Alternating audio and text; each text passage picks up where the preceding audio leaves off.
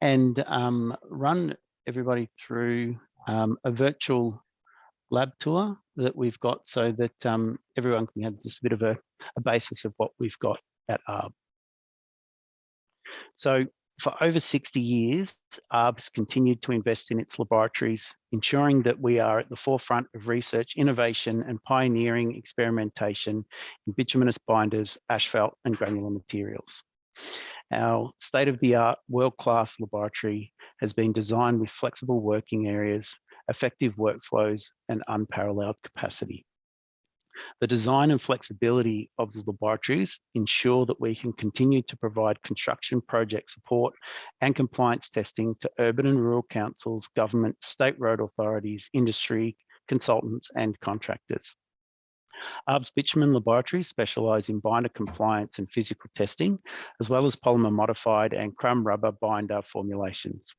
Our bitumen laboratory is equipped with a wide variety of equipment required for specification testing, post-construction assessments, new and innovative product development and evaluation, accelerated performance testing, and chemical analysis.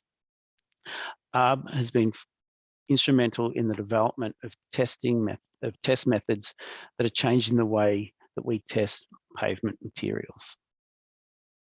With the increase in emerging technologies and a drive for use of sustainable materials like plastic, wrap, crushed glass, crushed concrete, now more than ever, it's critical to understand the fundamentals and performance characteristics of pavement materials. ARB has an in-depth knowledge of all local and national specifications and how they can be utilised to maximise sustainability and performance outcomes. So what you can see on the screen now is our AUSTRAC equipment, which I can talk about a bit later, which is primarily used for the evaluation of deformation of granular materials, bound and unbound. We've also have an accelerated load facility, which simulates heavy vehicle trafficking on full depth pavement structures and allows for the performance to be evaluated in a very short time compared with trial sites under normal traffic. We've also had some articles published highlighting our research work with sustainable materials for local councils and road authorities.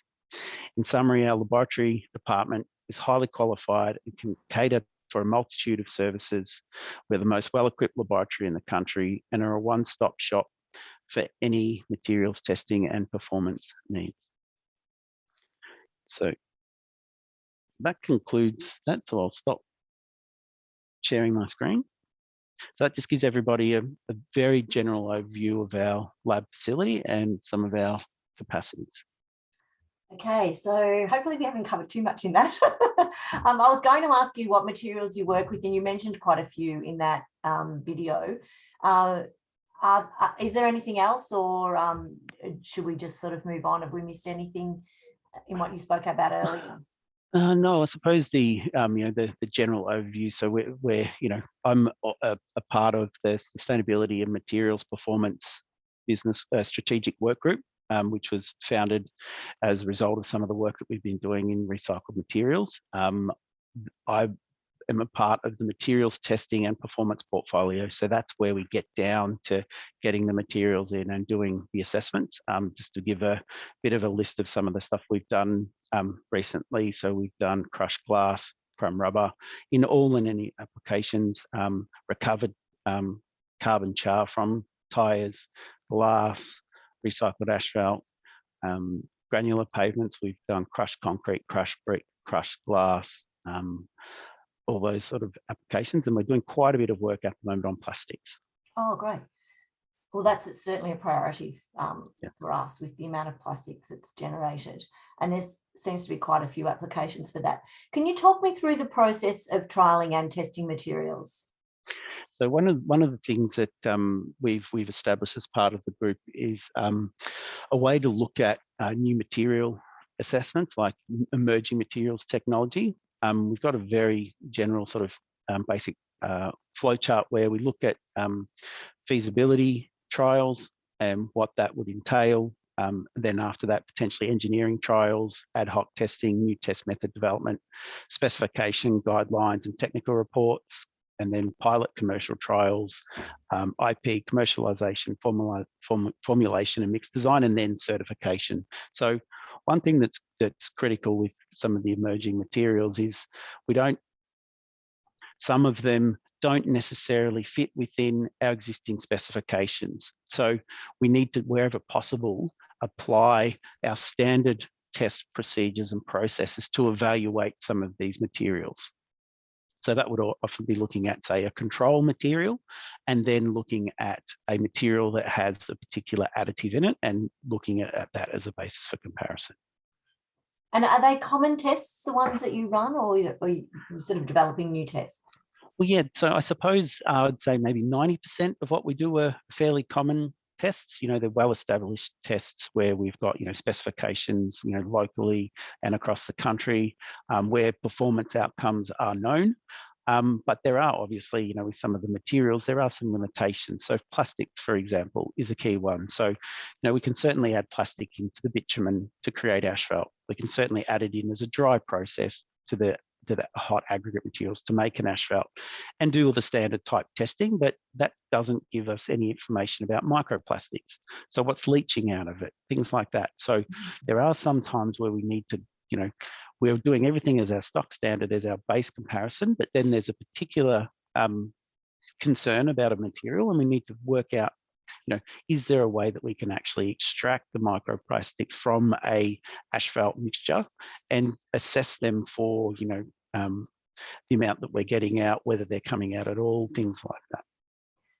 That's interesting. So talking about the leaching, what are you actually testing for in that whole regime? Are there one or two things? Does it vary with different materials? What are you looking for? Yeah, so leaching specifically as far as the plastic goes, we're looking at how much of that microplastic is actually coming out of, say, the asphalt binder mixtures, and potentially getting into our waterways, because as you may not be aware, but microplastics are everywhere. We breathe them, we eat them, we drink them. They're just absolutely everywhere. And so when we put them in our road network, we've got traffic that goes over the top of them, weather events, things like that, that can all potentially lead to some breakdown of that material. And we want to make sure that when that happens, that it's not detrimental to the environment. Absolutely, yeah. That's sort of frightening. I hadn't really thought of it in that space. So, yeah. I mean, there's a huge range of products coming on the market, and we're always pushing to get more because it's a world that we need to live in. Yes. What is the normal pathway to get to a testing stage?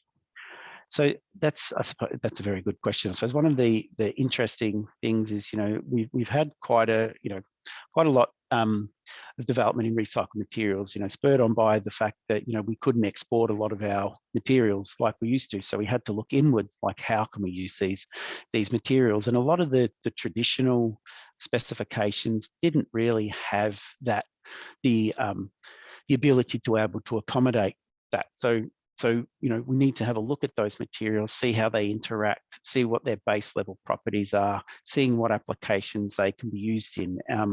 One interesting project that we're looking at as well at the moment is recycled paint. So we're looking at, you've probably heard some ads on the TV, you may have seen some billboards around the place, but paint back, yeah. So effectively what we're looking at is we're looking at that product and how can we use that product in and around the road network. Oh, so there are obviously, some challenges with doing that, but there are definitely some ways that you can use that material to put it back into the road. Traditionally it might not work well, say, as an asphalt or, as a binder additive, but there are other applications where that can be suitable. So it's all about getting those materials in, trying to establish a program of works where we're applying all of our knowledge and our expertise with, local and international work, and that's with that paint back one. That's a world first. So there's no one anywhere in the world that's doing that sort of work or research. So yeah, that's the sort of thing that we look at. Yeah, that's sort of a huge problem too. So broader than that, how are you applying the testing of materials in the real world? You're in a lab, which looks amazing, but ultimately the application for most people here on this call is, how do we put it into projects and how do we test it and how do we know that it's going to work? Yeah, look, and that's the billion-dollar question. Like, you can do something in a lab. How can that be comparable to what happens in the field? So ultimately, the laboratories are used as a way to fine-tune products, to look at where they will work, to do all the experimentation beforehand and land potentially on a couple of options.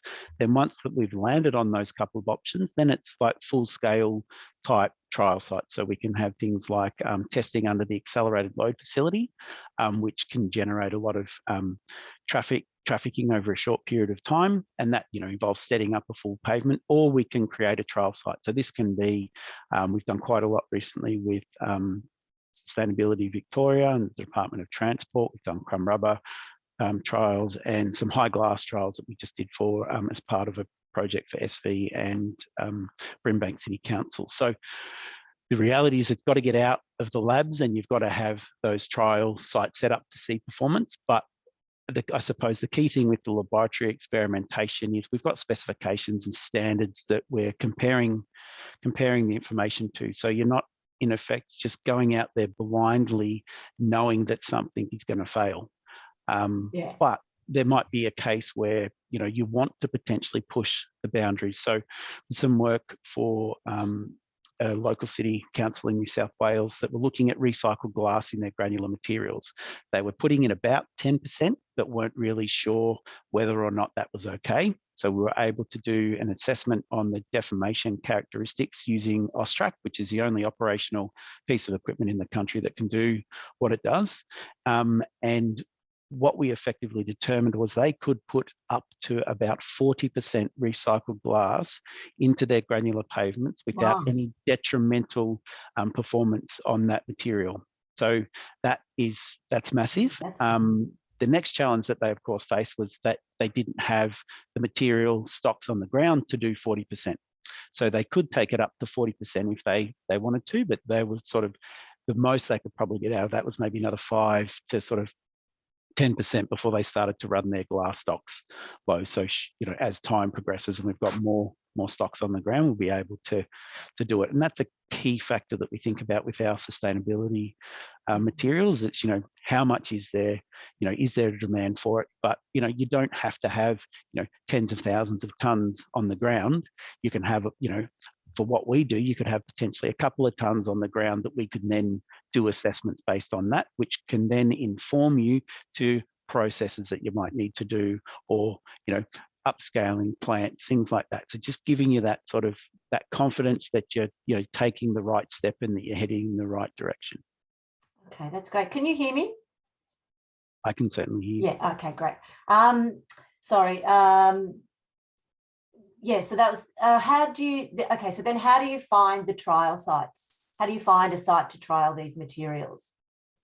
Yeah, so that's one of the very interesting ones as well. Normally what happens is we look at either new construction that's happening, where we can potentially look at modifying some of the construction layers and the materials, or when we've got rehabilitation projects where we've got something that needs to be rehabilitated, potentially profiled out and completely reconstructed. And they're really good sites, because then we effectively get a time equals 0 for that sort of material. And look, I suppose the other thing is with some of what the field trials are, it takes time for these materials to to age and to deform and to potentially break apart or whatever. So trial sites are really a really good way to get that material out, but the time before you can see if that performs could be sort of 5, 6, 7 odd years, and by then the technologies may be changed. But that's where sort of doing some of that laboratory experimentation is good, because we can accelerate some of those processes to see what happens or what could potentially happen in 5 and 10 and plus years. Yeah, that certainly makes sense. So do projects propose trials to you? Do they, if they'd like to trial something on their on the work that they're doing in roads or rail or building bridges, would they come to you and propose that they'd like to trial a material? Is that how it works? That's how it works some of the time, but the majority of the time, how it works is, we need somebody that's got the technical expertise, that understand the materials, what happens locally and internationally. So a number of those programs that we've had, we've been key in establishing, the types of material that we want to look at, the testing frameworks that we want to do for the materials, and subsequent to construction, looking at all of the different, the revisits of site. So we can certainly have materials that somebody wants to trial, and in some cases, a company comes to us with the material, and they don't have a road that they can do it on, they don't have a trial site that they can use, but they've got their own car parks. They've got heavy traffic coming in, going out. So you can actually use your own sites as little steps into seeing performance. Okay, that's great.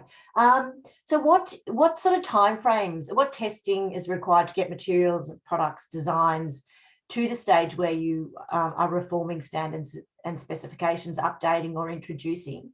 And what timeframes are sort of attached to those? We've got one question in, but we've still got a couple of minutes we'll chat before we check into the questions.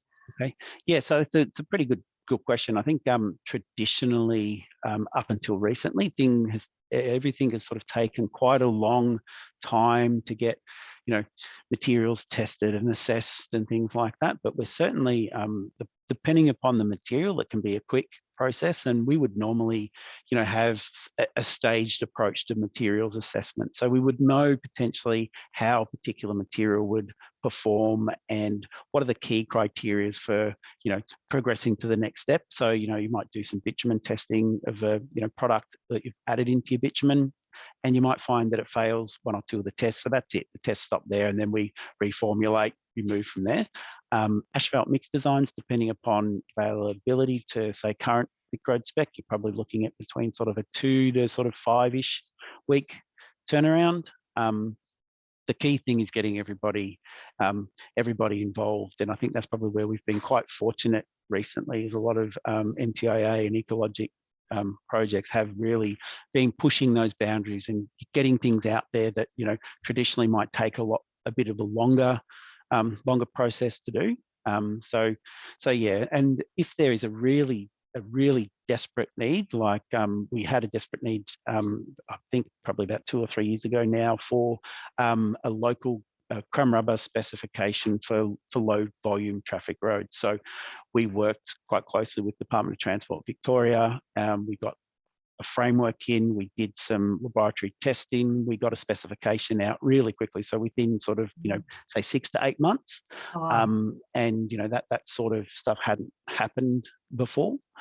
So, it is that process that can happen. It just, depending upon the application, it does take some time. Yeah, I'll go to Daniel's question. Noting your comments about the time that trials can take to see results, how do you recommend asset owners assess risk? A conservative approach would mean that we wait until we're confident in the results before progressing, but we know from the climate science that we don't necessarily have that time. Yeah, so that's a really, really interesting question, and I suppose that's the challenge that we've got from a risk point of view. We might be doing all the laboratory testing, and we've got a trial site, and we say, yep, okay, well, this, traditionally we would only put, say, 5% glass in a mix, and we're putting 25% in. The time that it would take potentially for that to fail, you might be taking a big risk, and you might take that big risk for, say, 2 to 5 years and just put it stock standard everywhere. But then at the 6-year mark, your roads start sort of falling apart and failing. So there isn't definitely an element of risk. I suppose the key is mitigating that risk as best as you possibly can, by doing sort of follow-up experimentations. You can always go out and take core samples, and I suppose in some cases that's not ideal when you've got a granular pavement and on top of an asphalt, so you might have to go pretty deep in, but there are processes that you can do that can take you back and give you those little snapshots of where you're at in that point in time. Oh, great. Okay, next we've got 3 questions now. So what is ARB's and Vic Road's experience with evaluating coal combustion products for use in embankment construction? That's a really different one. But Yes.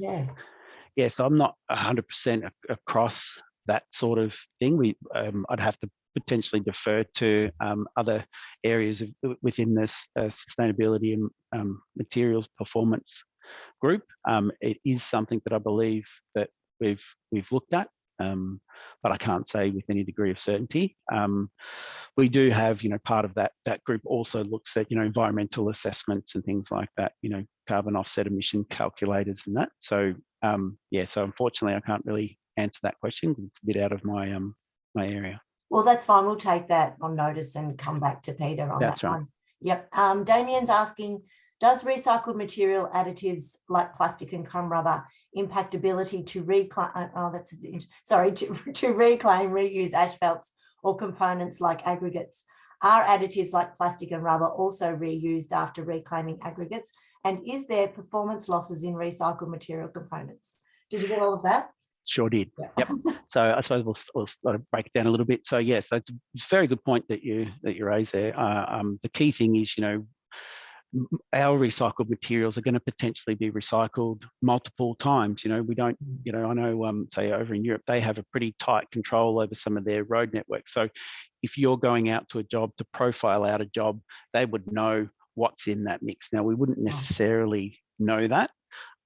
So, that in itself is quite challenging because you might, and there would potentially be mixes out there that are using, say, 20 and 30% recycled asphalt materials that have potentially been there for 20 years that have been profiled out and put in a job and goes back in and profiled out. So that's one thing that is quite difficult. And I suppose the key thing is all about the consistency of that product. So part of the evaluations that we do is we look at consistency of supply. So, so that's one thing that you can do. And I suppose the other part of the question, which was the tail end. So do you want to are additives like plastic, rubber and rubber also reused after reclaiming aggregates? And is there performance losses in recycled material components? It depends on the material itself. I suppose sometimes you could see some detrimental performance by using some recycled materials, but that all comes down to your due diligence at the start to do that assessment to make sure that those materials can actually, that they're not going to cause you any problems. And just say on the recycled asphalt, that's, any asphalt plant, it's not just a 14 mil dense graded asphalt with C320 binder in it. You could have all of the binders. You could have polymer modified binders, low wraps, high wraps. That is just a big soup of every type of mix that you can possibly get. But there are consistencies that you get from that particular process where they have processes where they're looking at the characteristics of that product. Interesting. Well, that sort of brings me to a question. There's such a range of plastics, polypropylene or whatever it's called. Do you have new tests for plastics? Do you continue to develop those? How does that sort of work? Yeah, so that's so traditionally we've got all of our tests that we would commonly do in Australia, which can be linked to field performance, like some of the tests, like viscosity is how easy the binder is going to pump, consistency is, relative to deformation. So we'd have all of our standard type tests, but I think with these sorts of materials, we have to cast our net a lot wider than just what we do locally. So we need to look at, and we were looking at, American and European test methods that are a little bit different to ours, because in some cases they're sort of a little bit more advanced than what we are. So we're looking to those examples of testing to able to inform us a little bit more than what we would already do. And there's a potential that there isn't something that's going to give us the right answer or an answer that we want, and then it's a matter about modifying a process or a piece of equipment, or looking at something that was traditionally used for a different application and seeing how you can apply it for those types of materials. So it's a constant evolution, isn't it, really, with all the new materials coming on board? Yeah, absolutely. And that's where we've been pretty lucky, up until probably, sort of 2-3 years ago. There really wasn't much plastic, but there was a lot of recycled asphalt and a tiny bit of glass. But in that short period of time, there's lots of glass, lots of wrap. We're talking about plastics, talking about crumb rubbers of different types of processes to get crumb rubber as well. So it's going exponentially as far as the materials go, and the key part is trying to stay ahead of that, or to keep up at the same level with that. And that's where sort of some of the bigger companies have facilities, not obviously the same size and with the same capacity as mine, but still they've got that ability to do that pre-testing to develop all the tests. We're very close, but I just did want to. Did you have any last words of wisdom before we quickly flick to the final screen? Yeah, so I suppose if any of my years in this sort of industry has taught me anything, it's we need to be making sure that you are getting as much information as what you can up front, making sure that what you're asking for, what you're specifying is reasonable, that there's things that you can test on an asphalt and a bitumen as it's being supplied to you. You can get samples, you can do some testing, or you don't have to do some testing. But if there's a failure on that road or that construction job, you don't have anything to go back to. And it can be quite challenging to establish what the problem was originally. It could be that the material itself had a flaw. The bitumen didn't meet the specification, and that could be why it's failed. So that would be the big thing that I would say. It would just make everybody's lives a lot easier if you had that baseline to go back to, and we certainly don't see it enough. I'm going to squeeze this last question in from Peter again. What's your experience with recycled crushed concrete in respect to using as drainage aggregate? Are there any issues for environmental risk with water discharge? I will just say our next session on the 22nd of April, we are talking about some trench backfill, but I'll leave you to answer that question as well. Yeah, so again, that's an area that's a little bit out of our expertise at this point in time. We're mainly sort of focusing on the granular materials and the road structure.